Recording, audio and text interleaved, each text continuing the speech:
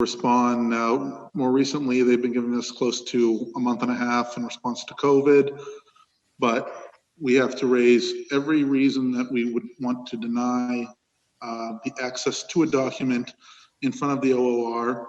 Otherwise, we waive that. Like I said, at the last meeting, we've had over, I think it was 18 appeals in the last, since May. We currently have 4 more open ones.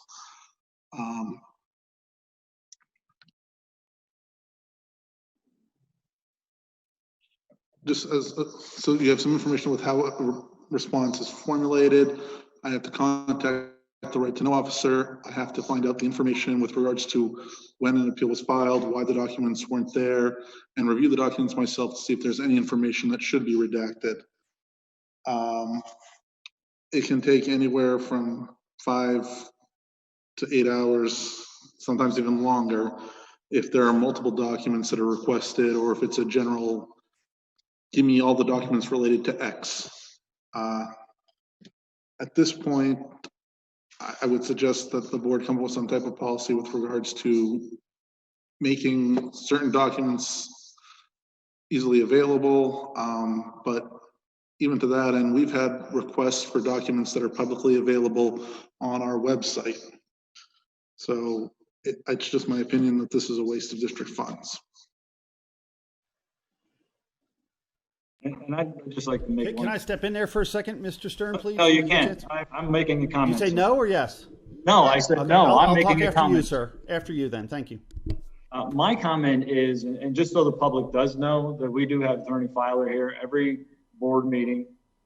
He will sit on the executive sessions at some points just because of if there are legal issues or things that are going on. And last week's, I guess it was August 10th meeting, was approximately 6 hours between the executive session and our normal business that ran us almost to midnight. The bill for that meeting alone is close to $900. Just so people know that the amount of filibustering that goes on by Mr. Bradley is costing you $150 an hour to sit there and listen to him talk. He does make points, and if he'd make the points once, that would be appreciated. But the making of the points over and over again just because he can really doesn't make sense, and actually is costing the district money as we sit here. That's my comment. Thank you. Mr. Stern, please understand, this is why we want you to resign. It costs nothing for the district to provide information to the board of directors without even needing a right to know.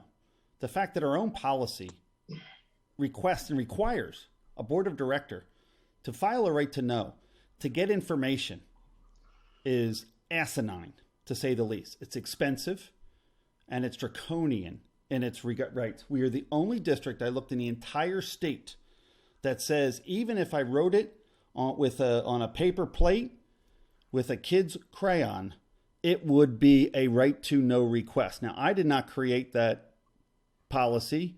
Our solicitor, in cooperation with our district alone, separate from PSBA, created that document. It is a means to which to churn the machine to bill this district.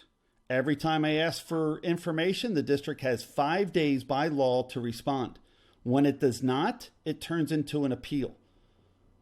To not respond and not just provide the records, or even respond and say, hey, we're busy, give me 30 days and I'll get this for you. We're patient.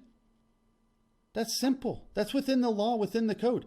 The fact that you do not do that on a regular basis, you do not offer financial transparency, that, sir, is why you need to resign. And it's costing this district not only the money to block lawful transparency like bank statements and things like that, but it's also costing the good faith of the people to know that every dollar collected and every dollar dispersed should be tracked and monitored and oversought by this board of directors. It is those consternations that you cause, sir, that I'm seeking your resignation, and we should change solicitors because we do not have this problem anywhere else in the state, especially after the Department of Auditors have found this to be a problem at Susquehanna and Fairfield.